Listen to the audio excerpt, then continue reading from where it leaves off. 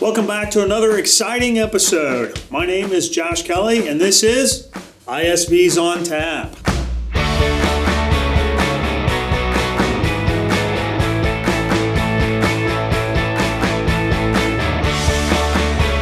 Joining me today is Nick Dolansky.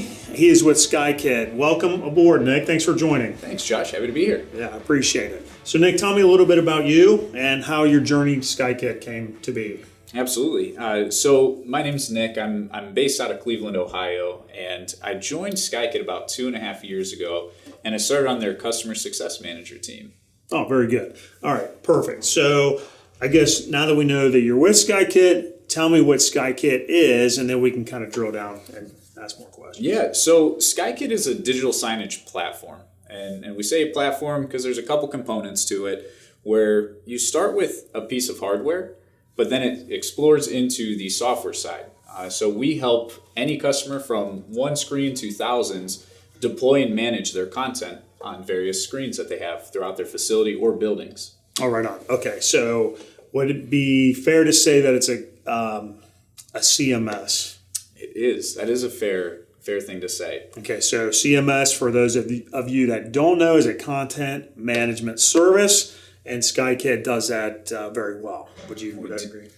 I would very much so agree. That's what I thought. So let's talk about the actual service itself a little bit. So what makes Skykit unique in this space compared to some others? Yeah, so I mentioned up front that we're a platform, and it really starts with that hardware piece. And the reason that we do that is, you'll encounter other digital signage platforms that will have the content and they're kind of loading onto other players or other formats. We took a player itself and have it purpose built for digital signage. So the reason we do that, first and foremost, is security.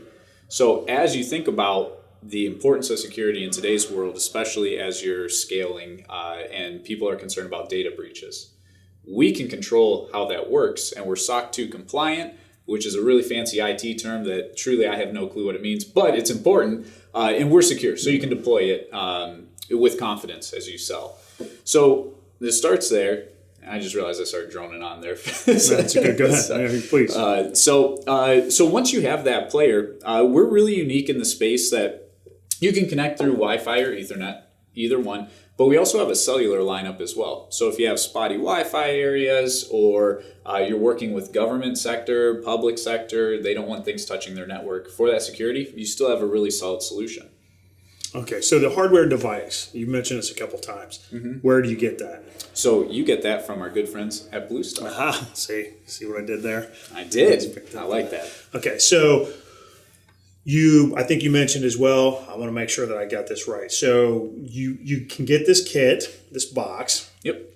And basically attach it to any kind of display to make it able to view content on. Yeah. Outside of your normal kind of television program. Absolutely. Right? Yeah, Okay. and a good way to think of it, work with your good friends at BlueStar. Find the display that works best for the customer is kind of our philosophy. So you have a Skykit player.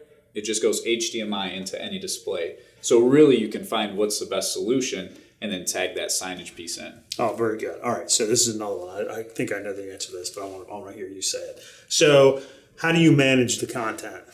That's the secret sauce, right? So once the player's deployed, the hardware piece is out there, everything is done remotely through a web browser. So it's very easy to scale, and then it's very easy to manage as you go on. So an employee sitting here in Kentucky can manage their screens all across the country, even globally.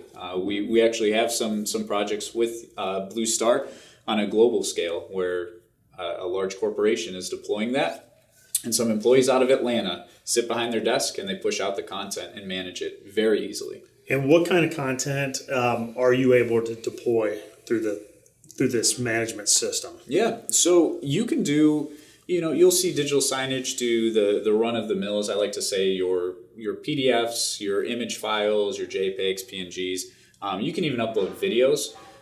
The real cool part, and one of my favorite things about Skykit, is we do what are called dashboard connections, and it is a real-time authenticated login to different business analytics tools that your customers can do too. So you encounter someone using, say, Salesforce or Jira, Power BI, you can get that reporting real time up on a screen through your Skykit device. Oh, right on. Okay, so can you give me a use case for that? Yeah. If you don't mind. Oh, of course. So we have a couple clients who will use it on their bullpen for sales. So they use Salesforce. That's how they're tracking the reporting. Josh comes in, he makes a sale. Normally you're logging into the computer, hitting the refresh button. Our team has engineered it so on the back end, that's doing things behind the scenes. You can get it up on a large screen where everyone can see it, and it's updating real time. So as that sale comes in, you see the graph go. Josh's sale came in, Nick's sale came in, and it's a good way to foster one, competitiveness, right, friendly competition, but two, already use the systems that your end customer is already using. Right on. Okay, excellent. So you could probably push any kind of data content to this as far as tracking. So for BlueStar, obviously we're a distribution house. We could probably do picking, how many picks per hour per employee, so on and so forth. Yes. That way, if somebody is bonused, there's a clear-cut measuring process on how that works out as well. Correct. Is that fair? Yeah. Okay. Yep. All right. Well, good deal. What else about it? Is there anything else you want to let us? I want to take that back for a second. What I want to ask is, who do you view as an ideal client for Skykit? Yeah, that's a great question. So, the blanket statement is we truly can help anybody. We have customers with one screen and, like I said, others with thousands. But the one thing that I would say you'll find is anyone who's looking to scale. So even if they're starting small, but they have a larger footprint, the corporate America positions are good. Usually they have multi-floor offices, multiple locations across state lines. Warehousing and logistics is actually one of our largest sectors, and it is exactly what you said. How do I get the pick time reporting, real-time imagery up on there where employees can see it? And then you also have a lot popping up in the education space as well. So using it in the form of kiosks and wayfinding, you can load that onto your Skykit platform. And then just communication throughout the campus with the different students and staff. Okay. So the use cases or the areas where you guys are strong in are vastly different use cases. Very much so. So you've mentioned wayfinding, yeah. You've mentioned tracking for like picking, and then you mentioned an office setting, which I'm guessing is more like announcements, schedules. Hey, this is what's going on today, so on and so forth. Yeah. Is that fair? Yeah. All right, just don't want to mischaracterize that. No, that's perfect. Yeah, and with Skykit too, what people tend to love about it, the interface is extremely user-friendly. You don't have to have an advanced degree to log in and use it. We let you have as many users as you want per license. So if a customer has 5 people that are managing all their marketing materials, they don't pay extra. Everything is all encompassed. And with that said, you can schedule out content in advance. We have settings in there where you can think about, okay, well, open enrollment. We know that happens towards the end of the year. HR teams, it's front of mind. They can start putting that together and have a plan in place to communicate to all of their employees. So that would be a good use case in a corporate setting as well. That's a nice reminder. Don't forget to sign up for your insurance plans. Might be a little late. Kind of a big deal, unless you have a life event coming up. All right. So with that said, anything else? Oh, where's Skykit located? Skykit is headquartered out of Minnesota. So we have an office in Minnetonka. And if some of our viewers out there are watching, tell us how that process works. Are you guys able and willing to kind of walk our salespeople and then the reseller through that, how to kind of install and all that sort of thing? Yeah, that's a great question. So one of my favorite things about Skykit, and I do think this adds into the differentiation piece of our business, we really enjoy doing that sale aspect with you. The teams, there's so much that you can buy, and there's all these moving parts to a solution, right? We like to show up as that expert for you and help sell. So it would actually more than likely be myself who would hop on and help with the demo. And then from there, once it's closed, our team has a dedicated customer success team that will then get assigned to your customer once it's sold. So we will continue the onboarding, the training, the kickoff. And the nice piece of that too is you get part of that pie every year. It's an annual license. So there's a lot in it for you. Your customer will have a great experience. You get to stay in touch with them because there's going to be an annual license. And our team will also look for upsell opportunities as well. If we learn of any expansion, it comes right back to the BlueStar team to let the reseller know that, hey, there's another opportunity coming up, and your team is awesome about co-terming it, so it's all one nice package at renewal. Yeah, so the benefit of running a Skykit software piece through BlueStar is it's one PO, right? Absolutely. So you can get the hardware that he mentioned earlier. You can get the display if you don't have one already, which we hope you would buy through us.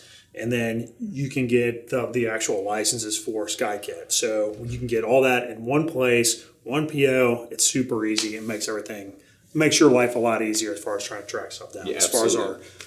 our reselling community, right? One-stop shop. It's great. So, all right, guys, we're getting close here. Nick, did you have a chance to try this? I have not. All right, let's give it a see. sip and tell me what you think.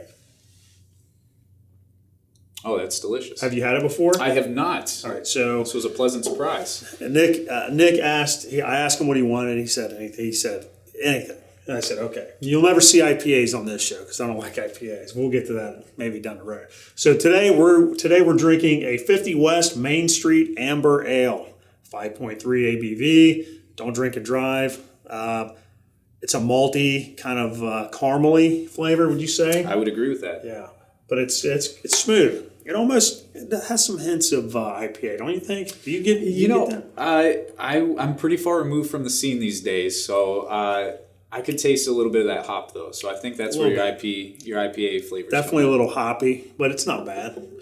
No, it's good. And you know what? I asked you. I said anything, pick something local, and you did. You delivered. Yeah, no. I was trying to get something local to Minnesota, but our local store didn't have it. I don't even live there, so we're all right. All right, guys. Cheers. Nick, thank you for being here. We appreciate you guys, and we'll see you next time.